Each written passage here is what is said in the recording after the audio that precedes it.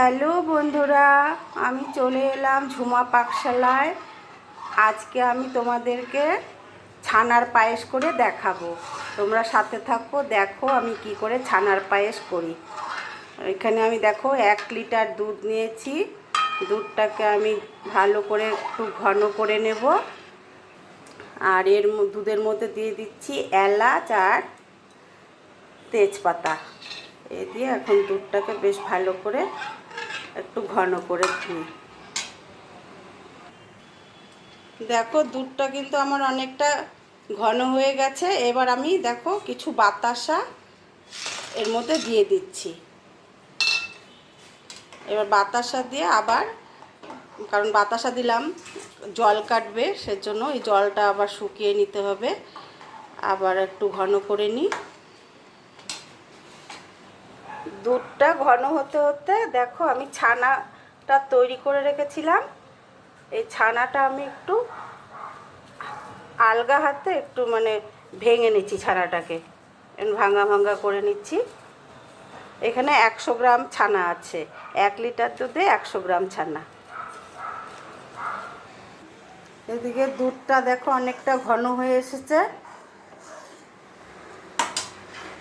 এবারে আমি fry pan বসিয়েছি আরেকটা উনুনে।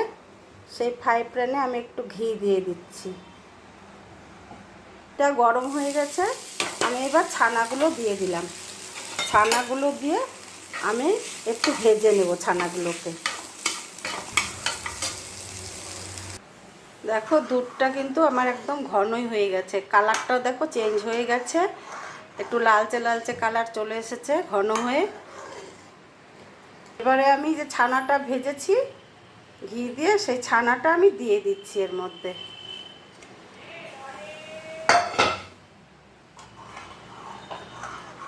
দিয়ে একটু জাল করে নেব।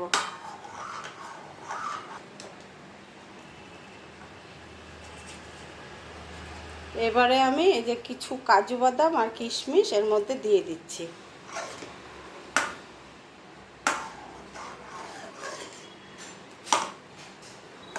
একদম পুরোপুরি হয়ে গেছে এই ছানার পায়েস। এবার আমি ঢেলে দেব।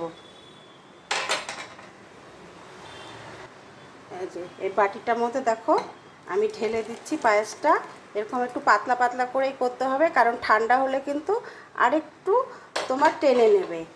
আর একদম শক্ত হয়ে গেলে এটা ভালো লাগবে না খেতে। আর এখন আমি একটু ঠান্ডা হলে ফ্রিজে ঢুকিয়ে দেব। ফ্রিজ থেকে বের করে তারপর তোমাদেরকে আবার দেখাচ্ছি। দেখো বন্ধুরা, আমি 1 ঘন্টা তোমার ফ্রিজে রেখেছিলাম। তারপরে আমি বের করে নিয়ে আসলাম 1 ঘন্টা বাদে। আর এবার আমি তোমাদেরকে তুলে দেখাচ্ছি। দেখো এই যে তুলে দেখাচ্ছি, এই বাটিটার মধ্যে তুলছি। দেখো অনেকটা জমে গেছে। এইরকমই হবে, এটা এরকম টাইপেরই হবে, কারণ বেশি শুকিয়ে গেলে কিন্তু ভালো লাগবে না খেতে। এরকম এরকম টাইপের হবে আর কি জিনিসটা। দেখো খেতে কিন্তু সেই সুস্বাদু। আমি একটু খেয়ে তোমাদেরকে বলছি। দারুণ হয়েছে বন্ধু, দারুণ খেতে হয়েছে। তোমরাও বানিয়ে খেও। ভালো লাগলে আমাকে লাইক কমেন্ট করো, শেয়ার করো। সকলে ভালো থেকো, সুস্থ থেকো।